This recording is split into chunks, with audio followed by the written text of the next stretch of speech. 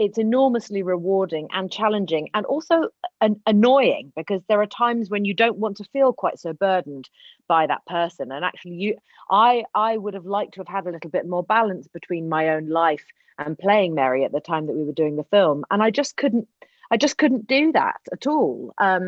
I lived on my own from Monday to Friday without any members of my family, and we are a very close little unit, and that was really weird. And it was a decision that my husband Ned and I made. I was just going to have to do it for the film, and I lived alone. I didn't live near the crew or any of the other actors. I was able to rent this small, quite rattly cottage that sat right on a beach and was exposed to the elements on two sides. And so when there would be a storm, I would just be hit completely by this weather, and the waves would sometimes hit the bedroom window, and I would think, okay, the power would go out, and I would go, okay, I'm really doing it. It's okay. I can light a candle and I can go and make a cup of tea. No, I can't. The electricity's gone. Okay, that's fine. That's fine.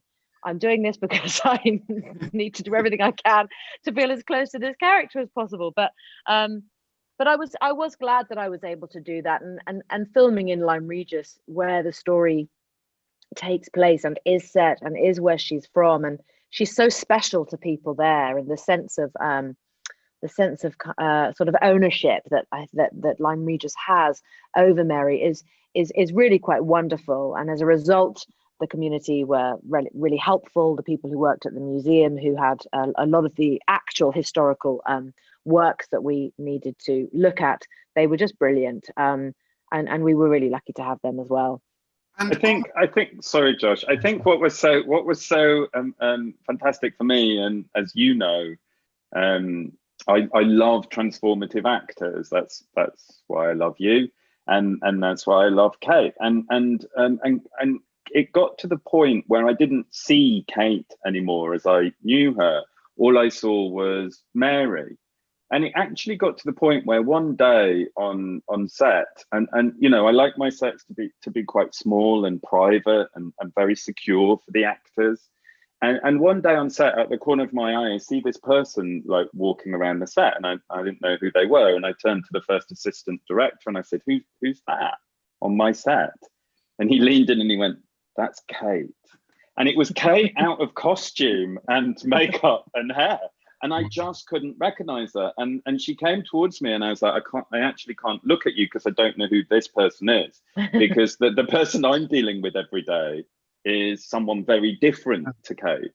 And it was a really weird, odd, experience.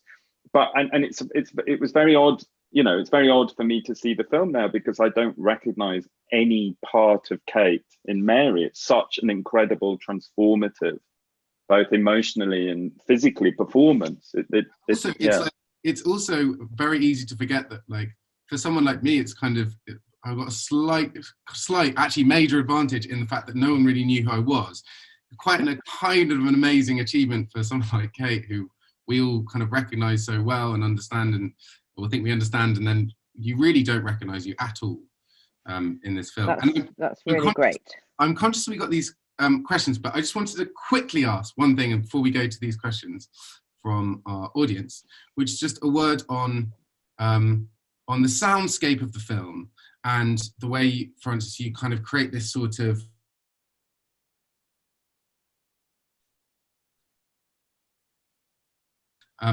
through sound. So what's just a word on that before we go to Q&A? Oh yeah, thank you, Josh. So yeah, I like sound is like is one of my major obsessions. One of the reasons I love cinema is because it's a visual medium. So if I can tell the story with pictures and not words, that is what I will strive to do. And sound within that is such an incredible storytelling tool. So on Ammonite, I worked with an incredible sound designer called Johnny Byrne. And what we do is obviously we record all the natural sound as we're making the film, as we're recording the pictures. But whilst we're doing that, Johnny and his team are off in all the locations, just recording banks and banks and banks of atmosphere sound. So they would record hundreds of different types of winds, hundreds of different types of bird songs, all the atmospheres in all the rooms. So when we get to start working with the sound, which we do very early on in the picture, what we do is we strip off all the natural sound. And then we very, very carefully orchestrate a soundscape from all these library sounds that we've collected. And it's all to underpin and to layer what's going on in the pictures, in the scene. So all the winds are individually crafted and orchestrated. All the bird song, they're all carefully chosen for meaning, metaphor, layering, and they're placed in very specific places. And I love that kind of idea that then, you know, you get this real immersive journey through the film with the sound and the pictures. But Johnny Byrne was a total hero kind of going through this with me, because it was a very, very obsessive and meticulous task. And I think it's just a wonderful, wonderful sound design. It's beautiful. It's extraordinary. And for anyone who hasn't yet seen it, it feels so striking that you feel very much in the place. And that's partly down to Kate and her amazing performance and the cinematography. And there's loads of stuff we could talk about. But we should go to the questions. First question is from Alex Rendell. And Alex says, did Kate enjoy the dearth of dialogue? Was it liberating? I don't know what dearth means, but I assume that means, what does that mean, everyone? Anyone? Lack thereof. Maybe that's what it is. So Kate. I mean, I think it was very strange not being able to express big, obvious emotion as this character. It just wasn't part of who Mary was, you know. She had lived a harsh, sort of isolated life filled with struggle and work and graft, and she had cut herself off from the world quite considerably. So I understood why she doesn't speak very much. She isn't comfortable talking to people, actually. So I had to learn to embrace that. But the big emotions that as actors we lean on a lot, you know, happiness and sadness, so, you know, laughter or joy and tears, you know, as actors, you know, we're prone to even indulging in those things, and to sort of strip that away was for me the biggest challenge of all, and learning how to trust Francis, really, when he would say, don't touch your face, stop moving. No, don't smile. In fact, don't do anything. Just sit there. And there were days when I would go home and think, yeah, okay, I don't think I did actually any acting today at all. I'm sure none of what I was trying to do read, and this is just going to be rubbish. And I had lots of self-doubt days. And maybe that is because I didn't always have a lot to say. When you have things to say, you feel like you're actively doing something, I suppose, and that's what I'm used to. And also, you know, as is witnessed in this Q&A, I fucking talk a lot and I move my hands a lot, and I'm a busy person. Mary Anning is none of those things. So to strip that out of myself was that was my biggest challenge, really. But I enjoyed the experience of learning how to convey emotion with sometimes the backs of my hands or the back of my head, you know, and learning to trust that and trust the silence and trust the stillness. That was a very new thing for me, but it was ultimately quite rewarding. Yeah, it's definitely rewarding watching it. This is from Rebecca Clark, and Rebecca asks, is visual symbolism important in the film? For example, was there symbolism in the insects in various Hey, good question, Rebecca. Well done, Rebecca. Love an insect. Very good.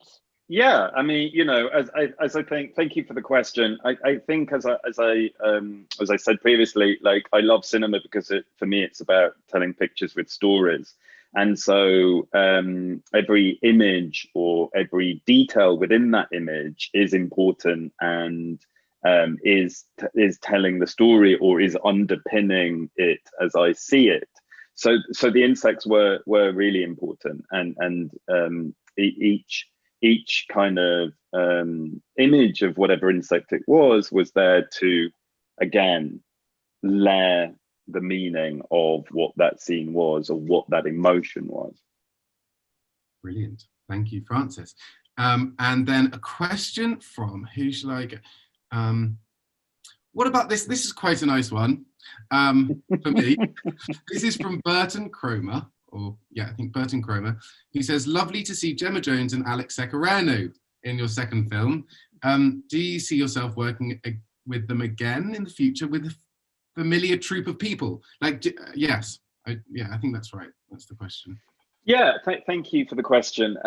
Yes, I mean, I think when you find people who feel to be part of your tribe and not only are incredible actors, but also lovely, wonderful people to be around and who become your friends, for me, it's very important to keep that work going, to kind of move forward with that work together.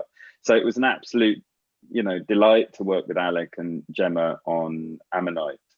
I am desperate to work with Kate again, who hopefully has joined that gang, and also, of course, yourself, Mr. O'Connor. Nah. Okay, right. We've got to be careful, guys. We're going to sound like, in-house, like lovies now. Right, stop. Moving on. I'm not working. Actually, I hate you, Francis. I hate you. I never want to work with you again.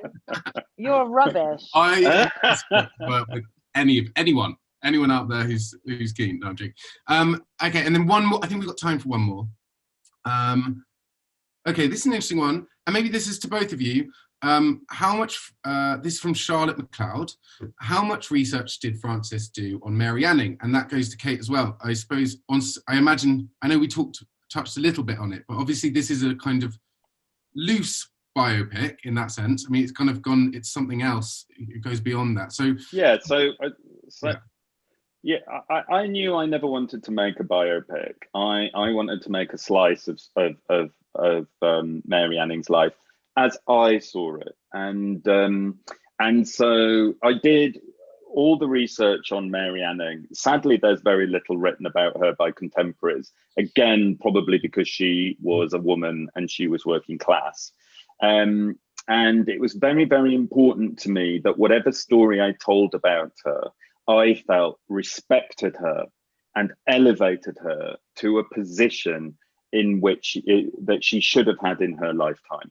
So for me, it was doing all the research, but it was also then going, how do I imagine Mary and how can I respect her and elevate her? Great. Yeah, for me, I mean, I knew who Mary Anning was, and I knew what she had achieved in her life, but I didn't know anything about the specifics of those pioneering discoveries. I didn't know that she discovered the first ichthyosaur when she was 11, or the first winged creature in her 20s, which then became known as the pterodactyl much later on, and was responsible also for identifying dinosaur poo, from which scientific studies then began extensively into how they lived and what they ate. I knew none of those things. So I did feel I needed to understand that. I am not a scientifically minded person at all. I left school at 16 and got lucky as an actress. And believe it or not, in spite of how I sound, also come from a working class background, which people never believe me because I speak nice. So I felt I felt that it was important to sort of tick those boxes for myself, really, just so I didn't catch myself out more than anything. But separate to that, I did want to dig as much as I could and see if I could find anything about her personal life, her affection for people, be they male or female, and there really is nothing. What I was able to find were letters that she had written with between her and women who were friends and with whom she had quite strong alliances and shared knowledge. And friendships between women in those days, and this I found fascinating, they meant something else. And this was very new to me.